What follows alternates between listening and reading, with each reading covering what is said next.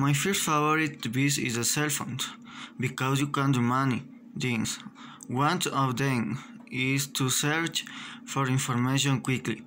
You can do different things with this device, such as you can download application to learn more, you can communicate with family members, friends, or acquaintances wherever you are.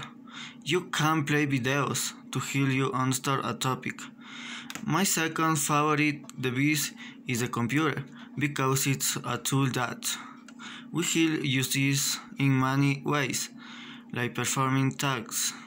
You can do different things with this device such as you can receive virtual class during the pandemic.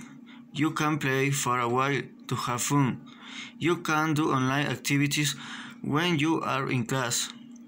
My third favorite device is the smart TV because it is a device that helps you to clear your mind.